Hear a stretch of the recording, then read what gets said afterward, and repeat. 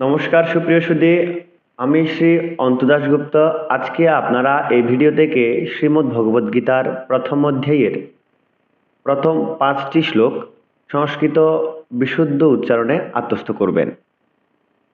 আপনারা যারা যারা এই ভিডিওটি দেখবেন অবশ্যই শেষ পর্যন্ত দেখার চেষ্টা করবেন, অবশ্যই শত দ্বারাই বিকশিত হবেন। আমি আপনাদের কথা দিচ্ছি, এই ভিডিওটি দেখার পর আপনারা সংস্কৃত বিশুদ্ধ উচ্চারণে বৈদিক ছন্দে গীতা পাঠ করতে পটু হবেন। চলুন আমরা মূল পাঠে মনোনিবেশ করি। তার পূর্বে একটি বিষয় আমি আপনাদের সকলকে অবগত করতে চাই।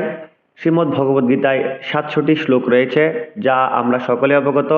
700টি শ্লোকের মধ্যে 645টি শ্লোক অনুষ্টুপ ছন্দে রচিত, বাকি 55টি শ্লোক ত্রিষ্টুপ ছন্দে রচিত। এবং অনুষ্টুপ ছন্দে রচিত শ্লোক সংখ্যা বেশি বলে গীতাকে অনুষ্টুপ ছন্দে রচিত বলা হয়। আমরা সকলেই এই বিষয়টা পড়ি, কিন্তু বাস্তবে অনুষ্টুপ ছন্দ মানে কি আমরা জানি না, এবং অনুষ্টুপ ছন্দ অনুসরণ করে অনুষ্টুপ ছন্দ মেনে আমরা আসলে কেউ গীতা পাঠ করি না। তো আজকে আমরা বৈদিক ছন্দে অনুষ্টুপ ছন্দে গীতা পাঠ করা শিখব। আপনারা সকলে ভিডিওটি শেষ পর্যন্ত দেখবেন, সকলে লাইক, কমেন্ট এবং চ্যানেলটি অবশ্যই সাবস্ক্রাইব করবেন। সর্বপ্রথম অনুষ্টুপ ছন্দ হচ্ছে বৈদিক সাহিত্যের 3য় নাম্বার ছন্দ, অর্থাৎ পরম পবিত্র বেদে 7টি ছন্দের উল্লেখ রয়েছে। অর্থাৎ বেদে যেই মন্ত্রগুলো রয়েছে, বেদের সকল মন্ত্র 7 প্রকার ছন্দের মধ্যে কোনো না কোনো ছন্দে অন্তর্গত। অর্থাৎ আমাদের সনাতন শাস্ত্রে বেদে যতগুলো মন্ত্র রয়েছে, সকল মন্ত্র বৈদিক সাহিত্যে যে 7 প্রকার ছন্দের কথা উল্লেখ রয়েছে, 7 প্রকার ছন্দের মধ্যে কোনো না কোনো ছন্দে অন্তর্গত। ঠিক তারই ধারাবাহিকতায় গীতা হচ্ছে অনুষ্টুপ এবং ত্রিষ্টুপ ছন্দে রচিত। অনুষ্টুপ ছন্দ হচ্ছে বৈদিক সাহিত্যের 3য় নাম্বার ছন্দ। বৈদিক সাহিত্যের প্রথম ছন্দ হচ্ছে গায়ত্রী, তারপর উষ্ণিক, তারপর অনুষ্টুপ। আজকে আমরা অনুষ্টুপ ছন্দ সম্পর্কে জানবো এবং অনুষ্টুপ ছন্দে কিভাবে গীতা পাঠ করতে হয় সে বিষয়ে অবগত হব। চলুন মূল পাঠে মনোনিবেশ করি। ওম শ্রী পরমাত্মনে নমঃ। শ্রীমদ্ ভগবদ গীতা অথ প্রথম অধ্যায় অর্জুন বিষাদ যোগঃ। অর্জুন, অনেকে কিন্তু অর্জুন বলে, এটি অর্জুন বলতে হবে। ধৃতরাষ্ট্র উবাচ। ধৃত, ধয় রিকার, ধ মহাপ্রাণ উচ্চারণ করতে হবে। ধৃত রাষ্ট্র, অনেকে রাষ্ট্র বলে, এক্ষেত্রে রফল উচ্চারণ করতে হবে। ধৃতরাষ্ট্র উবাচ ধর্মক্ষেত্রে কুরুক্ষেত্রে। আপনারা হয়তো লক্ষ্য করছেন আমি 8 অক্ষর পর থেমেছি। পূর্বে আমি আপনাদের সকলকে অবগত করেছি উক্ত শ্লোকটি অনুষ্টুপ ছন্দে রচিত। শুধু উক্ত শ্লোকটিই নয়, আজকের আলোচনার আলোচ্য বিষয়ের প্রতিটি শ্লোকই অনুষ্টুপ ছন্দে রচিত। অর্থাৎ প্রথম 5টি শ্লোকই অনুষ্টুপ ছন্দে রচিত। অনুষ্টুপ ছন্দে রচিত শ্লোকগুলি 2টি ছত্রে বিভক্ত থাকবে, 2টি চরণে বিভক্ত থাকবে। আপনারা যারা যারা এই ভিডিওটি দেখবেন অবশ্যই খাতা, কলম এবং গীতা নিয়ে বসবেন। অনুষ্টুপ ছন্দে রচিত শ্লোকগুলি 2টি চরণে বিভক্ত থাকবে, 2টি ছত্রে 2টি ভাগে বিভক্ত থাকবে। আপনারা হয়তো দেখতে পাচ্ছেন প্রথম অধ্যায়ের প্রথম শ্লোকটি 2টি চরণ 2টি লাইনে বিভক্ত রয়েছে। এবার প্রতিটি লাইনে 16টি করে অক্ষর থাকবে। প্রথম লাইনে 16টি করে অক্ষর, দ্বিতীয় লাইনে 16টি করে অক্ষর। অর্থাৎ প্রথম ছত্রে 16টি অক্ষর, দ্বিতীয় ছত্রে 16টি অক্ষর।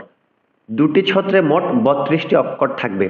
অর্থাৎ অনুষ্টুপ ছন্দে রচিত সকল শ্লোক মোট 32টি অক্ষর সমষ্টি নিয়ে গঠিত থাকবে। পুনরায় দৃষ্টি আরোপ করার চেষ্টা করছি, তাহলে আমরা অনুষ্টুপ ছন্দে রচিত শ্লোকগুলি কিভাবে চিহ্নিত করতে পারি। প্রথমত, অনুষ্টুপ ছন্দে রচিত শ্লোকগুলি 2টি ছত্রে বিভক্ত থাকবে। এবার দ্বিতীয়, প্রতিটি ছত্রে 16টি করে অক্ষর থাকবে। এবার তৃতীয়, পাঠ করার ক্ষেত্রে আমাদের 8 অক্ষর পরপর ছেদ করে পাঠ করতে হবে এবং শ্লোকে মোট 32টি অক্ষর থাকবে। চলুন আমরা প্রমাণ স্বরূপ আলোকপাত করার চেষ্টা করি। ধর্মক্ষেত্রে কুরুক্ষেত্রে 8 অক্ষর। উক্ত ছত্রে কিয়কে আমরা দেখতে পাচ্ছি, অর্থাৎ কহসন্ত আর মূর্ধন্য সূচকে কিয় হয়। আমরা অনেকে উক্ত যুক্তাক্ষরকে কসমলিক্য বলে চিনি। এই কিয়কে ক্ষ উচ্চারণ করতে হবে, অর্থাৎ ক আর মূর্ধন্য সূচকে যেহেতু এই যুক্তাক্ষরটি হচ্ছে, ফলে ক এবং মূর্ধন্য ষকে স্বতন্ত্র উচ্চারণ করতে হবে, ক্ষ উচ্চারণ করতে হবে এবং বলতে হবে ধর্মক্ষেত্রে কুরুক্ষেত্রে। ক্ষেত্রে, ক্ষেত্রে নয়, এ নয়, এ। ধর্মক্ষেত্রে কুরুক্ষেত্রে। 8 অক্ষর পর থেমেছি, যেহেতু অনুষ্টুপ ছন্দের গঠনে বলা হয়েছে 8 অক্ষর পর থামতে হবে। এবার পরবর্তী ছত্রে যাচ্ছি। সমবেতা ইউয়ুৎসবঃ, সমবেতা। সংস্কৃত শ্লোক উচ্চারণে দন্ত স্বকে এস এর মতো উচ্চারণ করতে হবে, সমবেতা বলতে হবে, সমবেতা বলা যাবে না। সমবেতা 4 অক্ষর ইউয়ুৎসবঃ। সংস্কৃত শ্লোক উচ্চারণে বিসর্গ যখন 8 অক্ষরের পরে লাইনের শেষে শ্লোকের শেষে থাকবে, সেক্ষেত্রে বিসর্গ এর জন্য আমাদের হ উচ্চারণ করতে হবে, অর্ধ হ নয়, সম্পূর্ণ হ উচ্চারণ করতে হবে। এক্ষেত্রে বিসর্গ এর পূর্বের ব্যঞ্জনের সাথে যদি কোনো শর্ট চিহ্ন বা কাট চিহ্ন যুক্ত থাকে, তবে সেই শর্ট চিহ্ন এবং কাট চিহ্নের উচ্চারণকেও বিসর্গের সাথে জুড়ে, অর্থাৎ হ সাথে জুড়ে উচ্চারণ করতে হবে। এক্ষেত্রে বিসর্গ এর পূর্বের ব্যঞ্জনটি হচ্ছে ব, বয়ের সাথে যেহেতু কোনো কাট চিহ্ন নেই, তবে আমাদের সেই কাট চিহ্নকে হ সাথে উচ্চারণ করতে হচ্ছে না, আমরা সরাসরি হ উচ্চারণ করলেই হবে। সমবেতা ইউয়ুৎসবঃ 8। সংস্কৃত শ্লোক উচ্চারণে বিসর্গ, অনুসার, রেফ, লুপ্তকার কখনো অক্ষর হিসেবে গণনা হবে না, উচ্চারণ করব। যেমন সমবেতা ইউয়ুৎসবঃ, হ সহ করলে কিন্তু 9 অক্ষর হচ্ছে।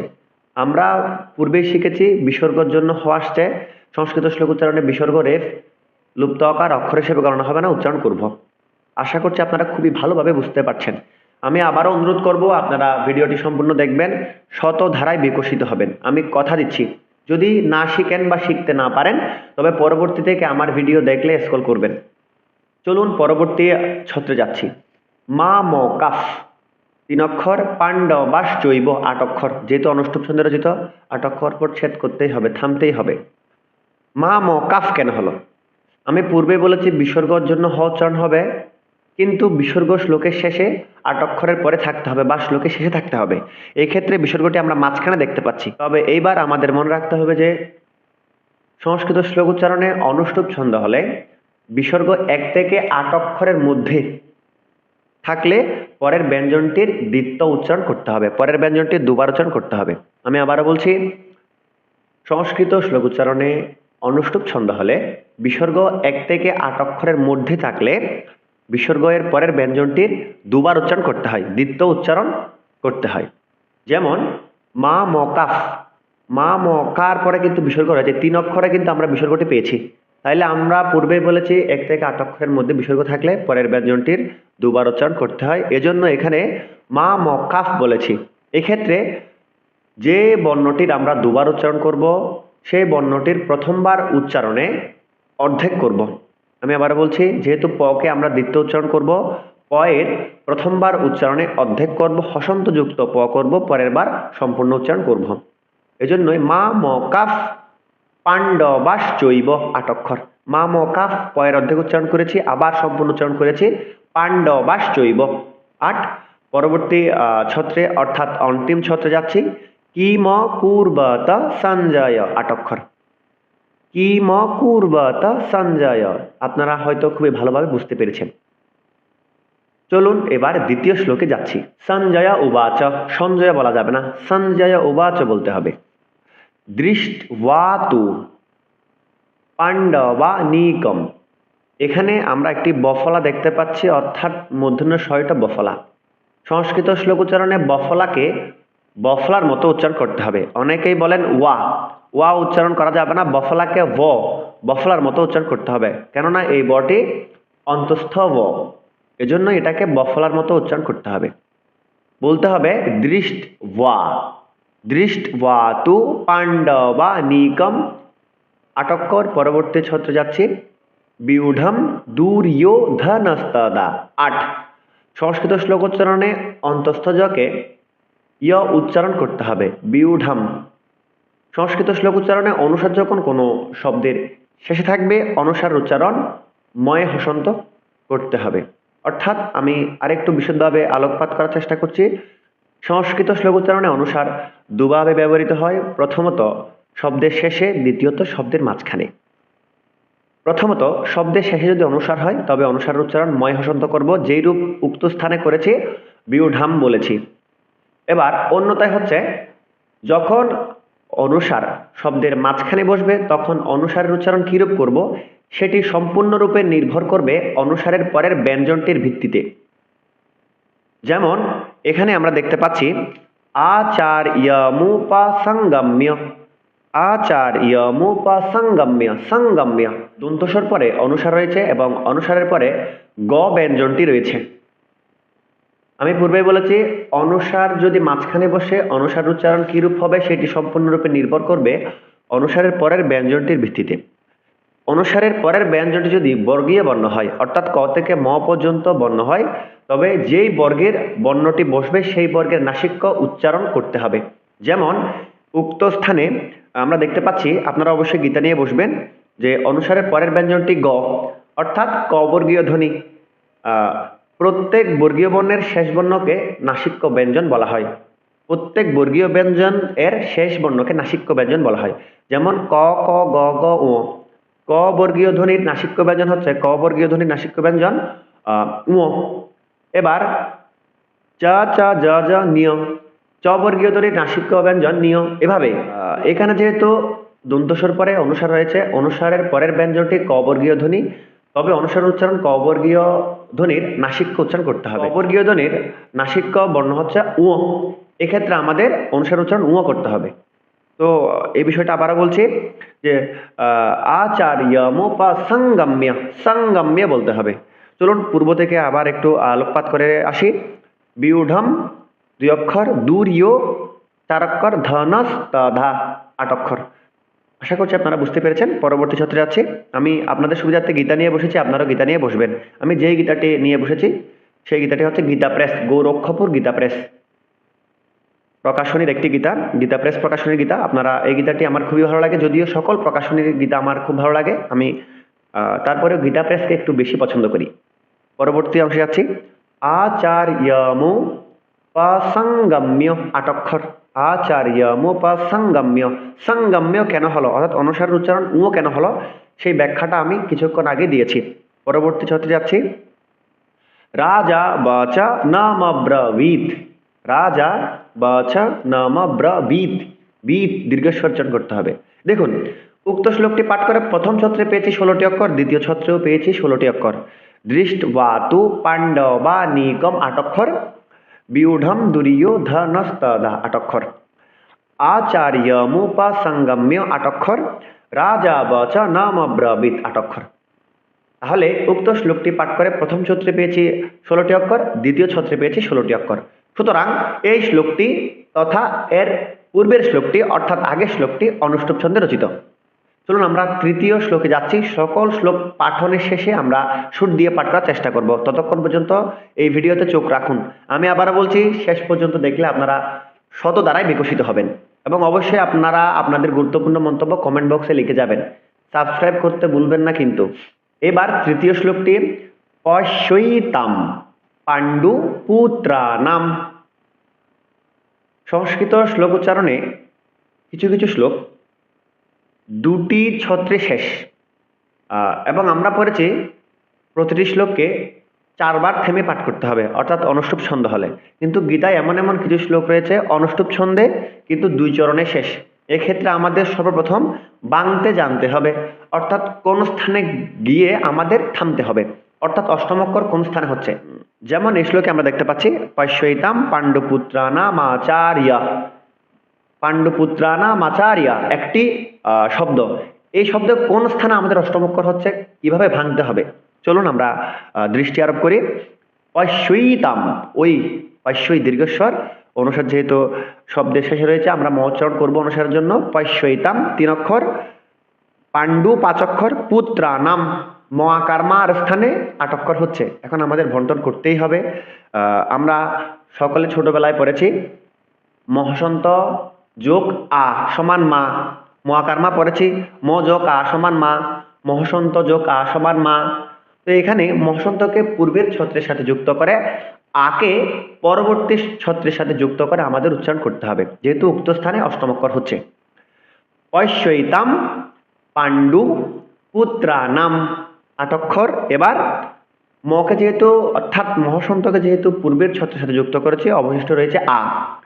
এবার আকে আমরা পরের ছত্রের সাথে যুক্ত করে উচ্চারণ করতে পারি আচার্যম হাতিম চমুম 8 অক্ষর।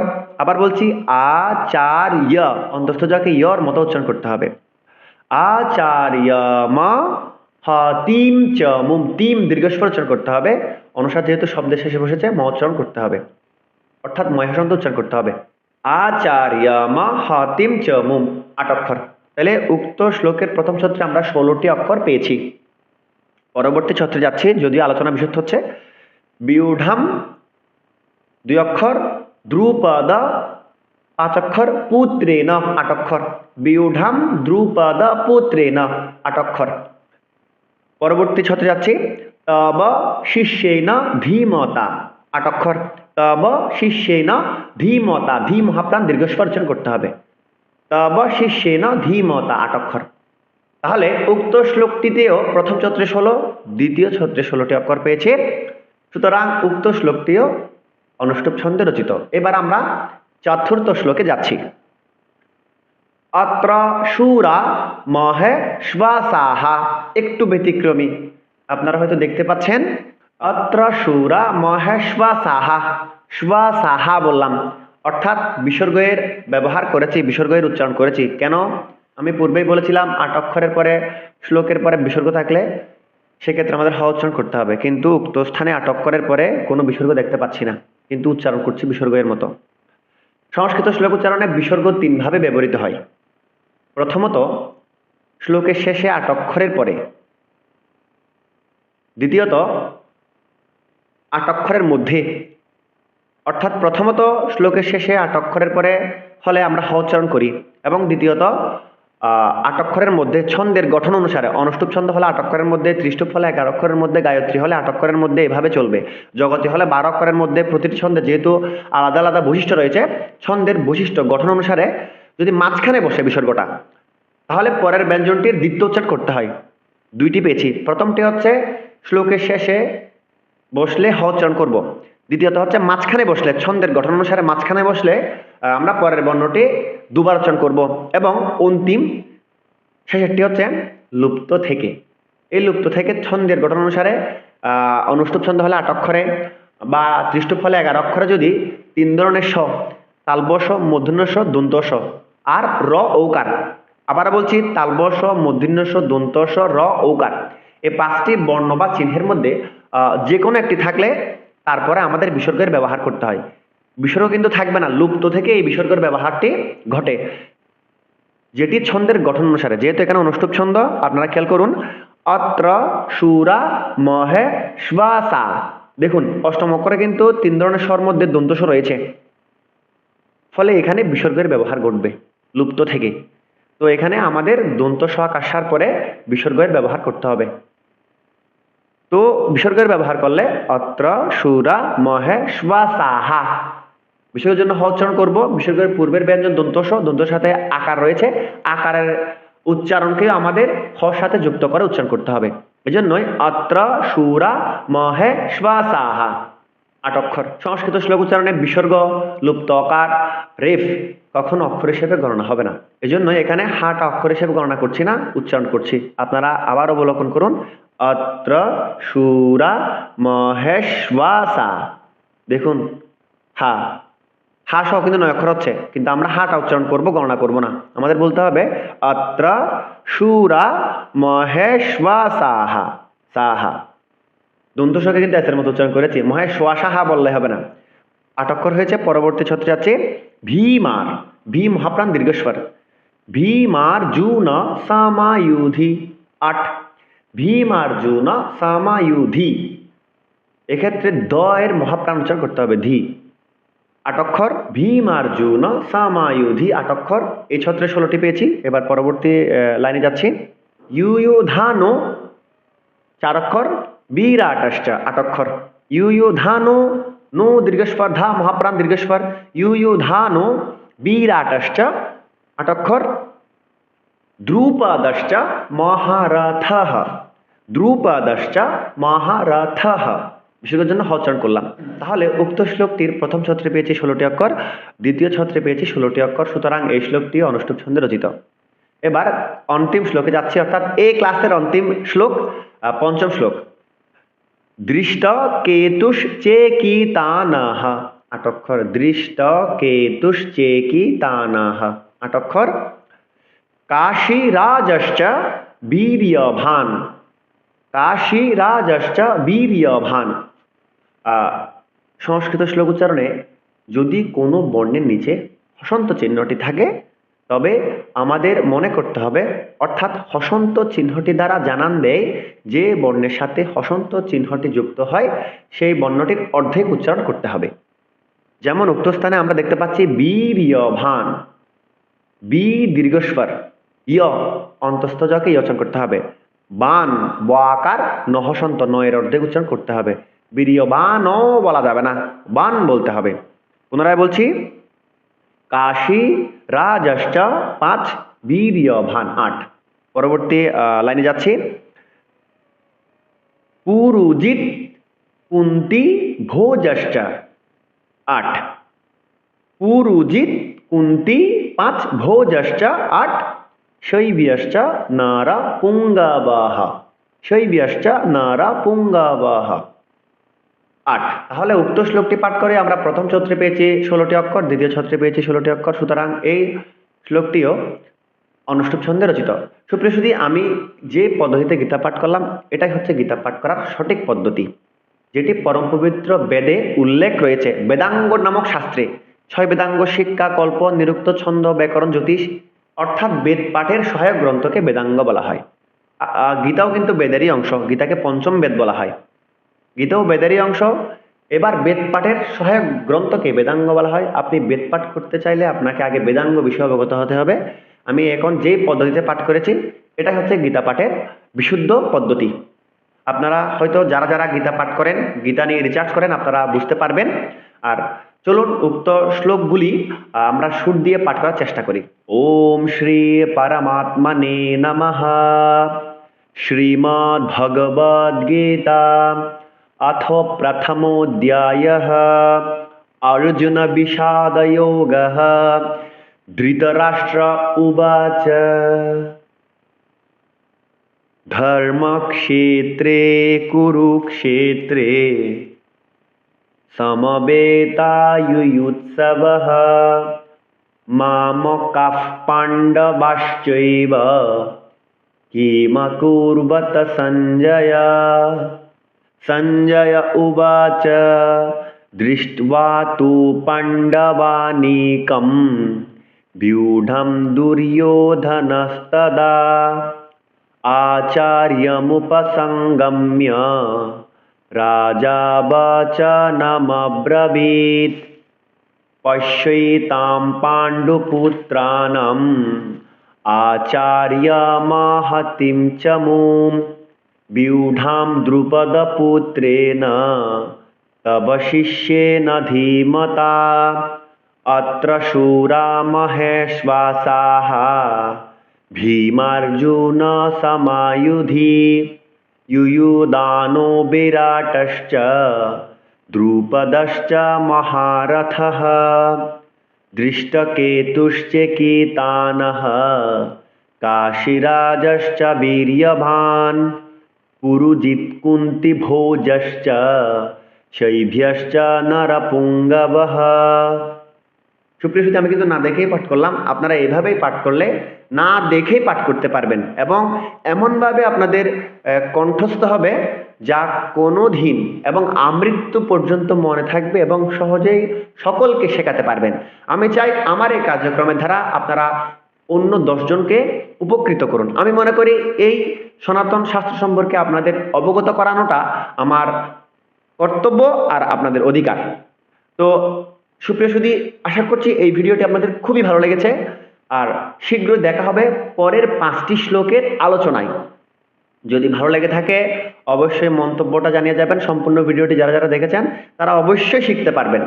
আর যারা ব্যক্তিগতভাবে আমার সাথে যোগাযোগ করতে চান, আমার ইউটিউব চ্যানেলে টেক্সট করবেন, কমেন্টস করবেন এবং ফেসবুকে শ্রী গীতা পারায়ণ পেজে আমাকে ইনবক্স করবেন। সকলকে অসংখ্য ধন্যবাদ। ভালো থাকুন, সুস্থ থাকুন। জয় শ্রীরাম। নমস্কার।